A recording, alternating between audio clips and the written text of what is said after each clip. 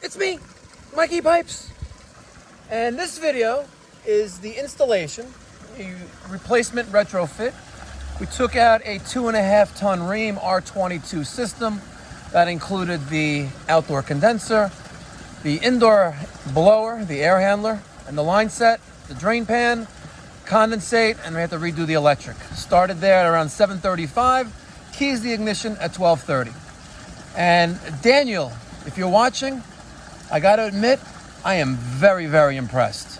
Not only do you have great work ethics, you're punctual, you show up on time, and you're motivated, and eager to learn.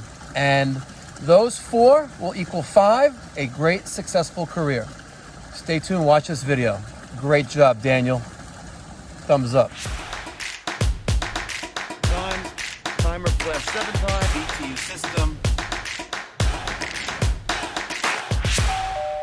You ain't testing, you're guessing. All right, here we are.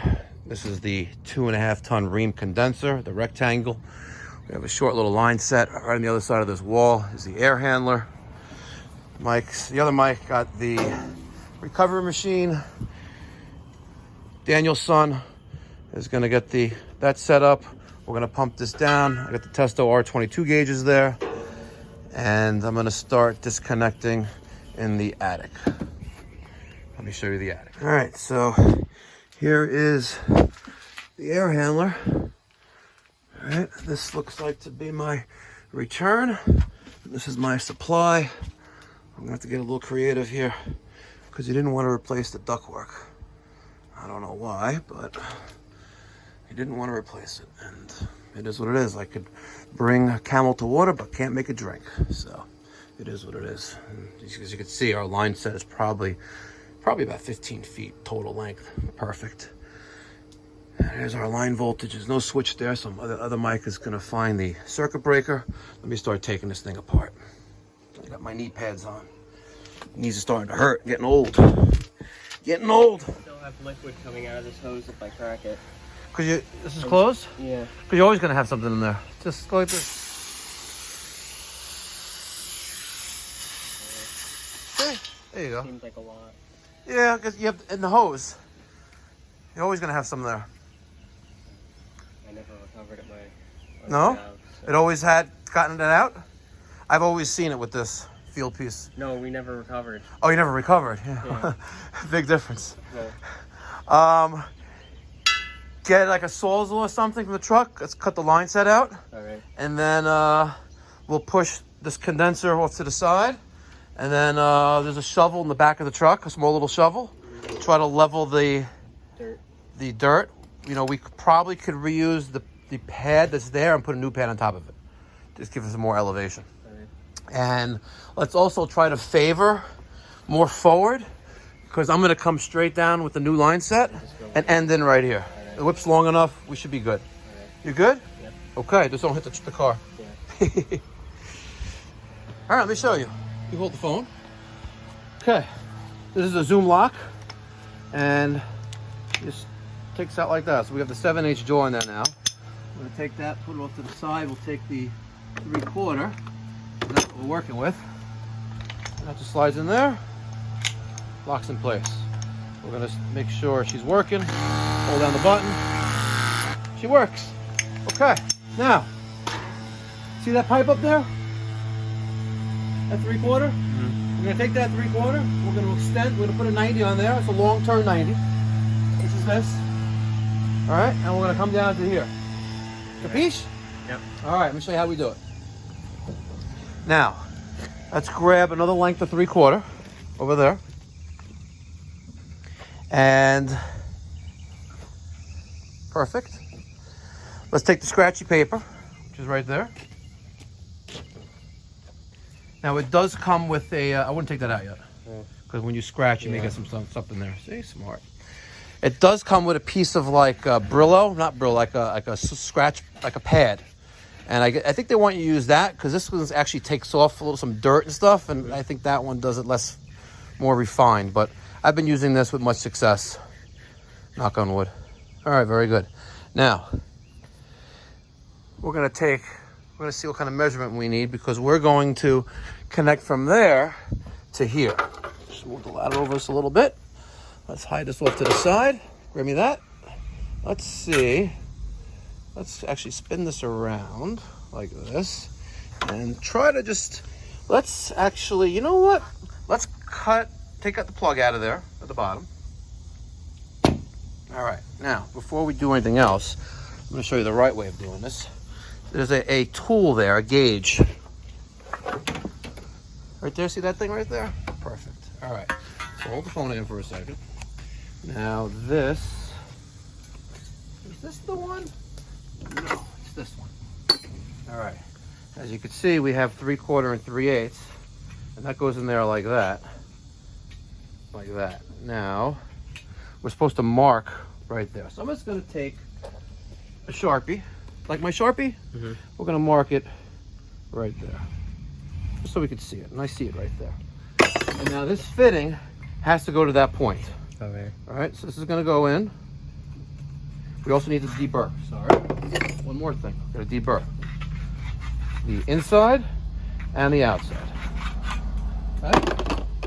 Now we take this and slowly get it in there to that point where the Sharpie mark is. Okay. Cool? Mm-hmm. All right, now grab that press machine and you are going to open the jaws and you're going to put it right there. Perfect. Press. Squeeze the jaws together. Might as well keep going. Squeeze the jaws together. Boom. See how fast that was? Fast. That was fast. You like that?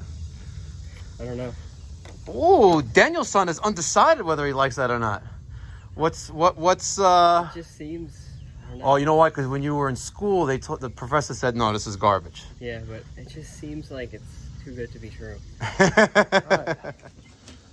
There's our 3/4. It's insulated.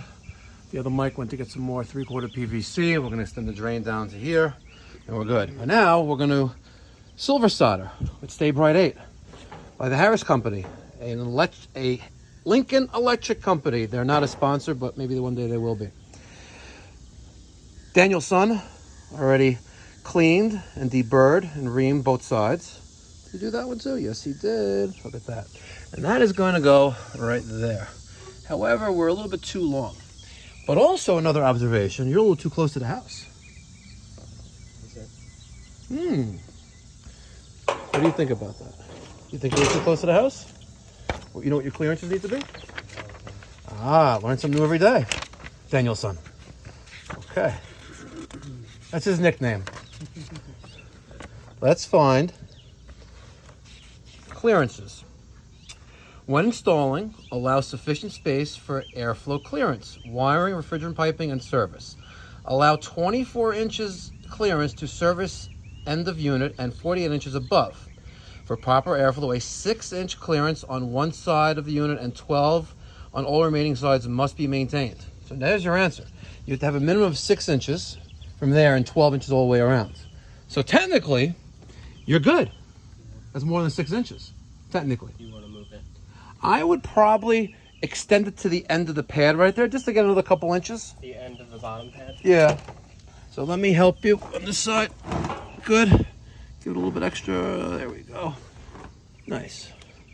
And I actually have long giant screws there, and if you want, you can just throw a couple screws in there and there, in the new pad into the bottom pad, and it'll just make it look more and more pretty. So now I think this is the perfect size. Yes, it is. Look at that. Yeah, maybe it's a little bit too long, but we'll be all right. So it's already cleaned. We're going to take some Harris Stay Clean on the flux for it.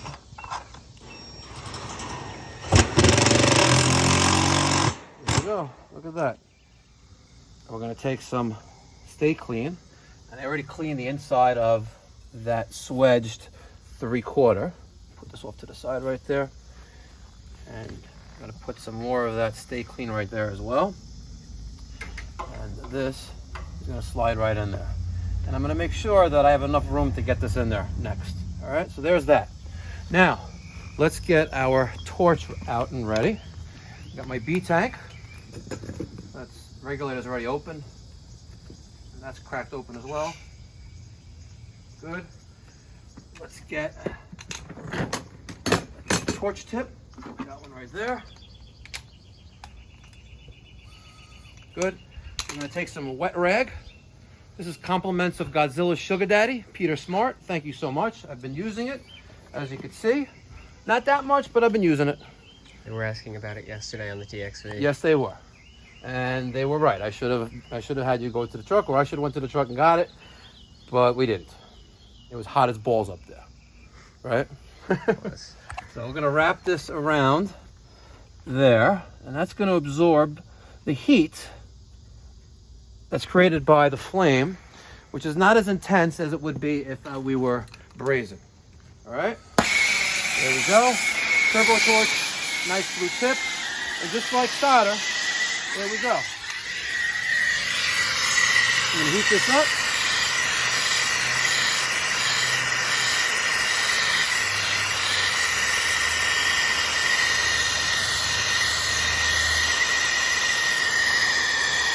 Taking away the flame, just using the right amount of heat as necessary.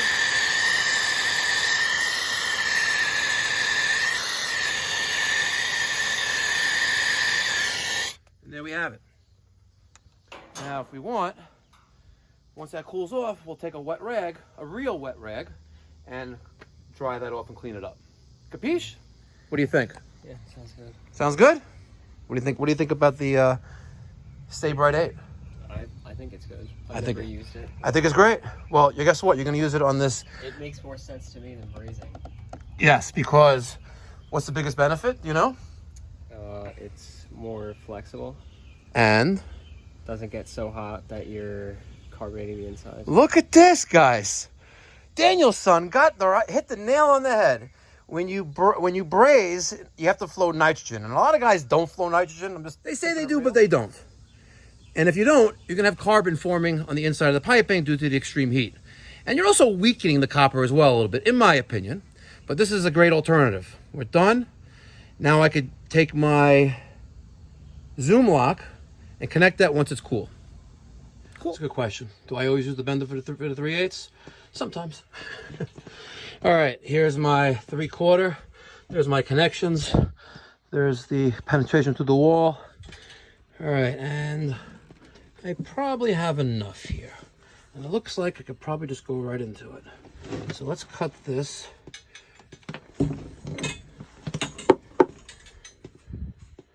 Let's cut that right there. All right, hold that.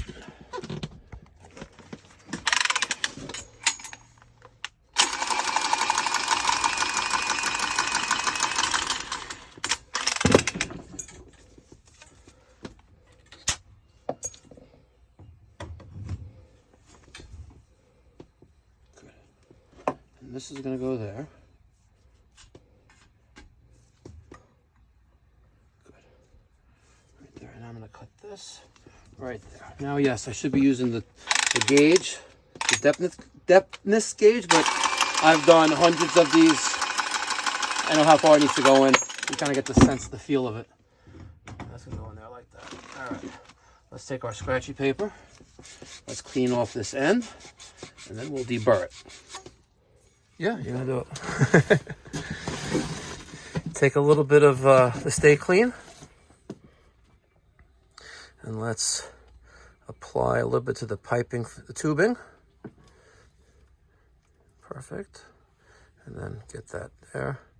Use it like a paintbrush. Perfect. It's like a flux brush. Yeah. All right. Now that's gonna go in there like that. And we have the wet rag. Where's, oh, right behind you. All right. So take some out. And this stuff doesn't burn, right? So if you get it near the joint itself, you're going to have a problem. So try to make it into like, have you ever put a basket strainer in a sink and use the putty? No. No. So get this, so I would smash that right against the, there you go. Perfect. See? Common sense. You have it. Okay. Now, you soldered before, right? I have. Okay. Not well, but... Not well? Would you rather me do it? Let me do this one then. All right. So you hold that. And we're going to spark this back up. Oh, what happened here? Something's closed. Or the hose is kinked. Something's not right here. Oh, there you go. Okay.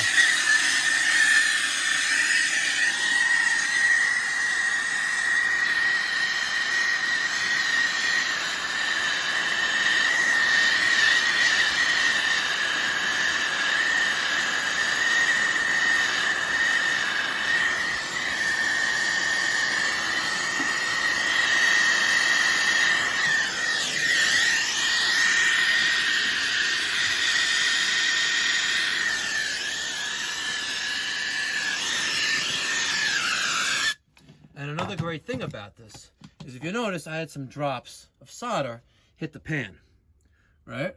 If that was a drop of brazing rod, silver rod, it would right through it. Here, it's superficial. Done. Not bad, huh? Yeah. All right, so now that's good there. We'll let that cool off for a minute. But now we have to make this connection.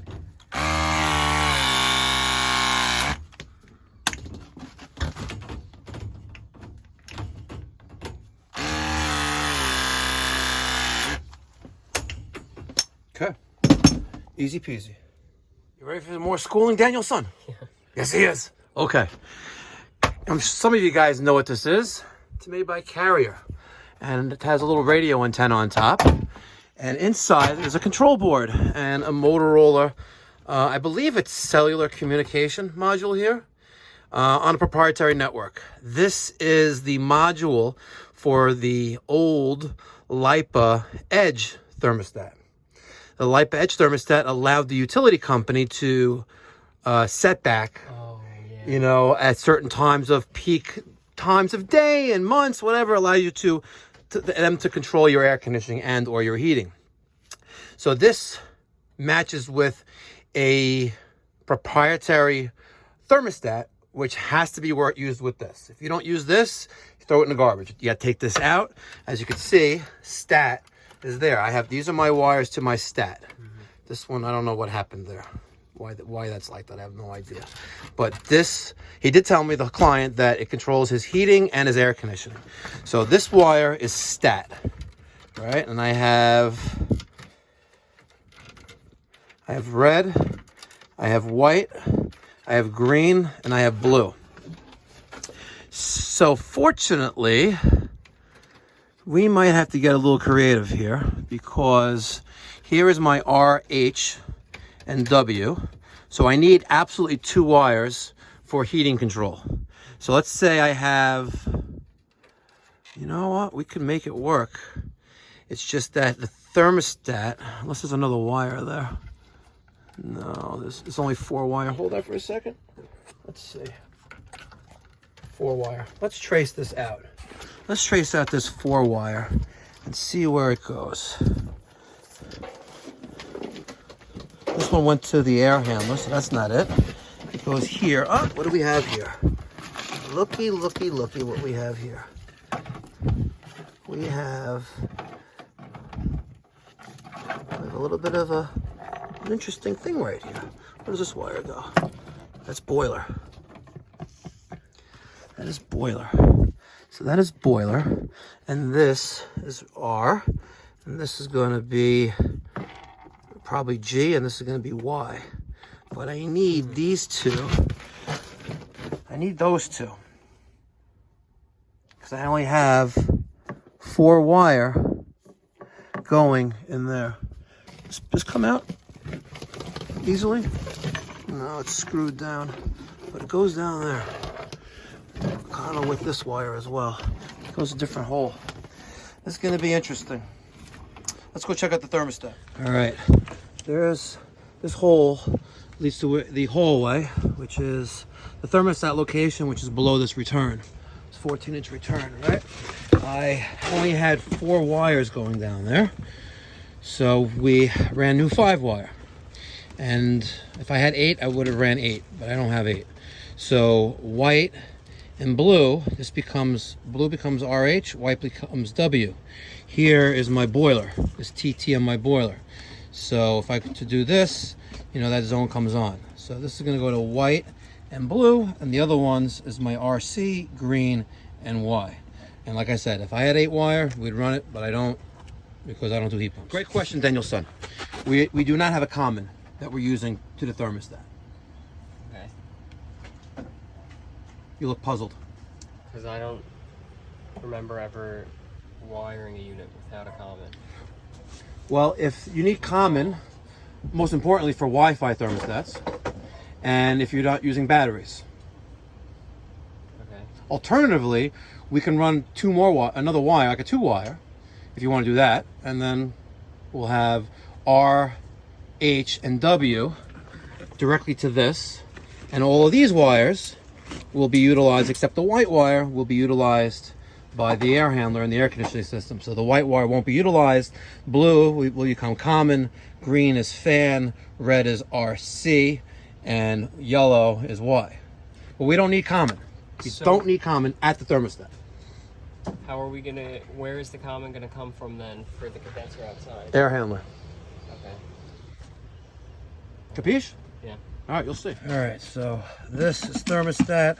I'm using yellow for cooling. RH is red. G is fan. This wire here is TT going to boiler, so white is W. And the red I turn to blue, which is for RH. And if we go over to the air handler, now you'll see there's common, and this is to the thermostat. I haven't hooked that up yet because the outdoor unit isn't connected yet. So red here, right? This is my condenser, right? And the opposite side of that is, did I do something wrong here? Yes, I did. I did the wrong one. This goes there. I'm breaking Y. So the red is where it should be. This is gonna go to common. This is Y, goes to a float switch, the condensate cup, and then that goes to thermostat Y. So as long as that circuit is closed and there's no water present, we'll be good to go. Let's just put this right there. Okay. So once we have the wire up the condenser, we'll be good. And that thing right there is now abandoned. All right. We're finishing up this installation. It is 11:30 in the morning. We replaced the air handler. We replaced the condenser. We replaced the refrigeration lines. I'm sorry, my filter dryer is outside. I totally forgot. I was just more consumed in just showing Daniel how we do things the right way, and I just totally lost my mind and put the filter dryer outside. What wasn't even thinking. I like to keep them inside now. It's nice, it's protected from the environment. Replaced the disconnect, new whip, new pad on top of the old pad. And right now, I'm backing you down. I'm at 314 microns. What's interesting is that Daniel's son came from a company that did not have a micron gauge. How do you do refrigeration and air conditioning without a micron gauge? Blows my mind. Aren't you curious? What did they say? It's not in the budget? Yeah, nobody uses a micron gauge. No one uses a micron gauge. You hear this? And I would really love to mention the company name, but I'm not going to do it. I'm really not going to do it. Because they're watching. And you know, you need a micron gauge. Time for more education, Danielson. All right. Put the iPad right there. We're at 251 microns, right? We're going to go to this app called BlueVac. All right, I'm going to make sure the Bluetooth thing is flashing, which it is.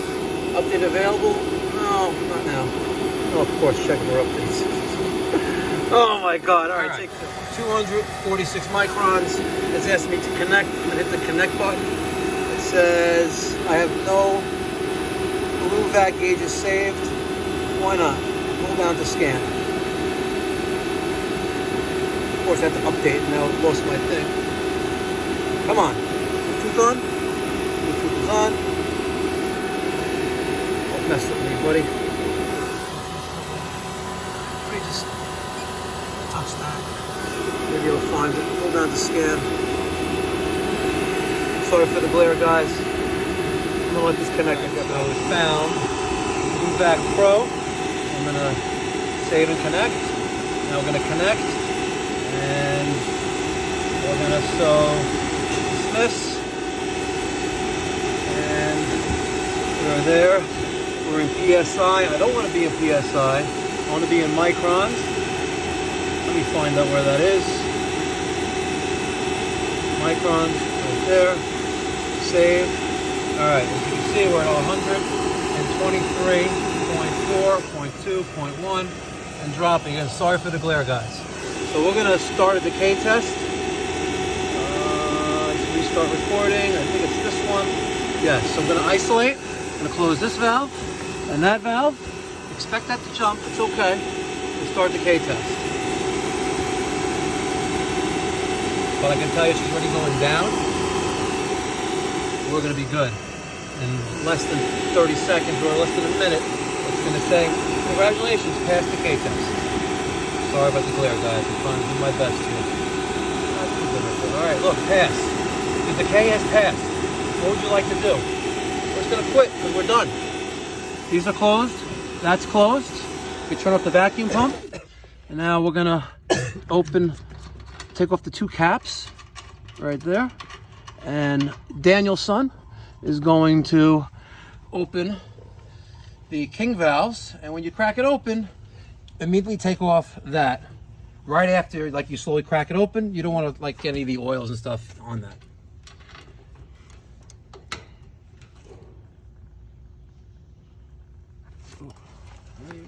You can do it.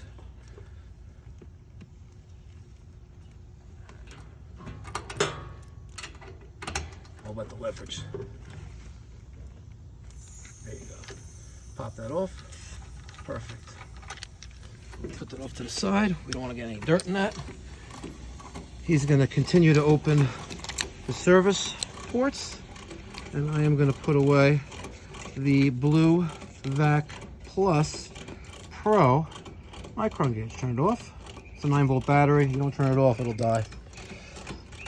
It lasts me about a year, a season worth actually. So, Daniel's son, what did you think about the evacuation hoses? They're nice. They are very nice.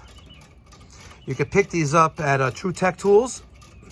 If you check out one of the other bigger YouTubers, like I think it's HVAC After Dark, I think they have a promo code. You can probably get 8% off. You know, Mikey Pipes, I'm a small fish in a big sea. I don't have these deals with these big house suppliers, you know? I just only got deals with Webstone Viega. But I already reached out to True Tech Tools, and I think once they realize I'm a bigger fish, which is coming, because we're almost at 20,000 subscribers, and I really appreciate that. Look at that. He's got the right crescent wrench. He's tightening up the ports on top. Very, very nice. Very, very nice. So next we're going to take off the sets of hoses. We'll put them away. We'll put the caps back on the vacuum pump, and then we'll put the cores back, the straighter cores back in, and start her up. All right, how you making out over there? You good?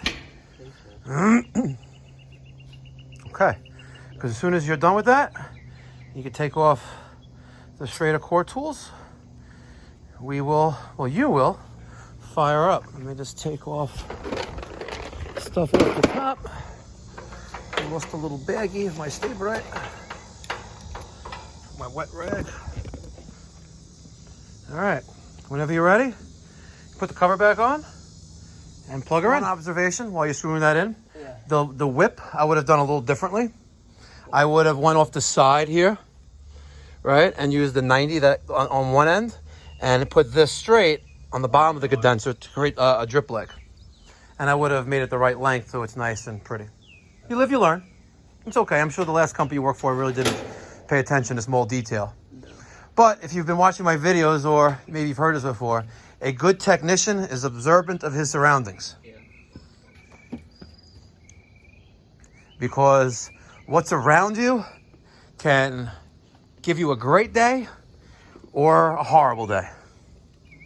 I'm a firm believer in that.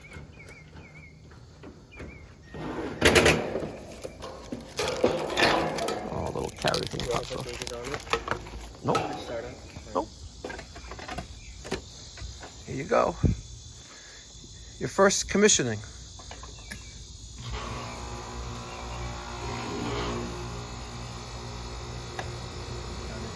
All right.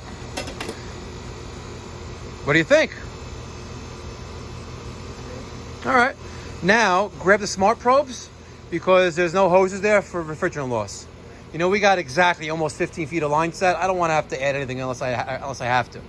All right, now we're going to get the clamps so we can do subcooling. Number 134 is low side. This is where we're at so far. 134 is low side. We have a Can I put it on the... You can put it there, sure. As long as that's 126. That's 126, yeah. Good.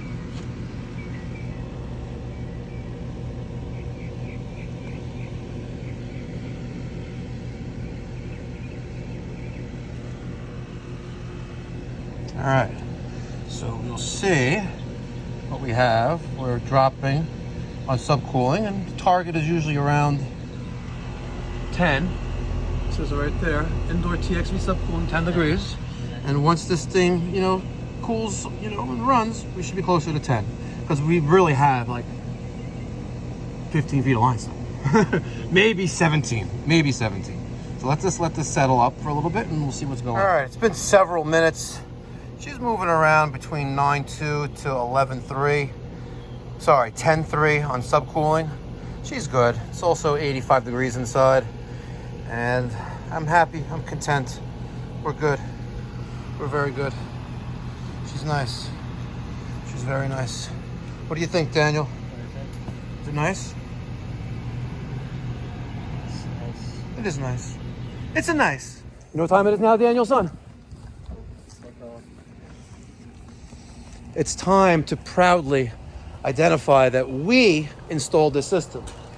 We installed it and gave him a very nice professional job.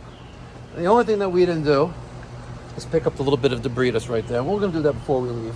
We're also going to make sure that the condensate drain is dripping water. All right, there's that identification. And time for one more, one-handedly. There it is. There you have it. If you ain't testing, you're guessing. You want a free sticker? Email me, mike@mikeypipes.com. If you would like a flex fit embroidered brand new Pipe Doctor hat, details in the description box down below.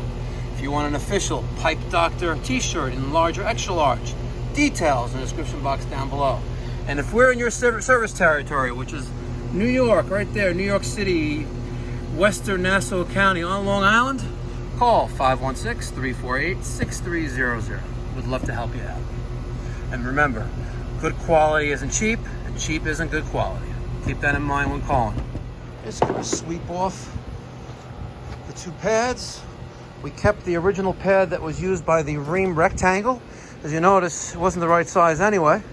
And to prevent damage from the landscapers that love to, destroy line sets, things like that, we threw in another condenser pad on top of that. And now Daniel's son is just brushing that off, making it look nice and pretty. And we're gonna take, we'll get a zip tie, Daniel, and just put a little zip tie right there. All right. I would have liked to, unfortunately I cut this a little too short. I would have liked to file the line set in here and stick it in through there and been done. I gotta cut that off. Oh yeah, the drop cloths. I'll tell Daniel's son to let's get you a handle. It had one kind of came off. There you go. So you have a Burnham power venter. This is what happened. I think this 205 here used to be here and it leaked. Yeah. Right? And then it looks like you killed the inducer motor there, or a lot of rust on it. yeah, they moved this here. Okay. And they changed this valve, pressure valve here. Okay, the pressure reducing valve. Yep. All The right. problem is that When it's running, water when drips it's out of running, this. water keep on dripping out. Doesn't matter what they replace. Well, you want to know why? Because you don't need a new boiler. You need a new domestic expansion tank. Thermal expansion tank for the hydronic system. This is full. So every time, it's like it's a closed system. So like a pressure cooker. Right. So without a means to get rid of pressure, right, which it's a diaphragm. It's an automatic expansion diaphragm. So when the system is off, the system is at 12 psi. Let's say at room temperature, which is let's say 75 degrees, whatever it is, right? When the system heats the water, since it's a closed system, will expand in pressure. And if you don't have a tank like that, it's going to come out of the primary safety, which is the relief valve. Okay. And the relief valve opens at 30 psi. All you need is an expansion tank, and the problem is done. Really? Yeah. Okay. All right, because you don't need a new boiler. Like every other day during the winter, I have to empty that whole because you need a new there. expansion tank. That's what you need. Okay, all right. If my truck wasn't packed with your old system, we could change it now. It takes less than an hour to do, and make sure everything's working I'll running. call you guys back. Call us in the fall. Yeah. So let's review the thermostat. Very easy. You have a light switch? Yes. And there's another one right here. Okay, very easy. Set to 74 degrees, reading 77. Yep. Fan, we'll put to auto. Unless you want the fan continuously on, you should keep it on auto. Right. Once it reaches 74, it'll stop. It'll turn off. And you can adjust this by doing like that or like that. Right? Very easy. Right. So let's go to 72, for example. There's cool. You want to go to heat, just turn it to heat. Okay. You want to turn it off, cool to off. The same thing when I turn Same the exact heat thing. And then set the heating temperature. Exactly. And then we got rid of your LIPA edge thermostat. And there's a brand new wire from here to up there. Your splice is up there, which goes to your boiler. And then it goes to the air handler. Easy. And that's all she wrote, folks. And like I said in the beginning intro, I am very, very proud of how Daniel is stepping up to the plate, and he's eager to learn. And I originally was going to put him in a Ram ProMaster 1500 high roof, but he deserves better. And I just ordered him. He's going to have it ready in 2 weeks. A brand new 2021 Sprinter high roof, fully wrapped, fully racked, ladder rack, everything, the works. And I think he's going to be a great, great team member. And he's going to have endless opportunities in this trade and working for my team. Looking forward to many, many years together. Let me get your thoughts and feedback down in the comment section down below. What you think. If you like the video, give me a thumbs up. If you haven't done so already, hit that subscribe button to support the channel. Thank you. Be well. God bless.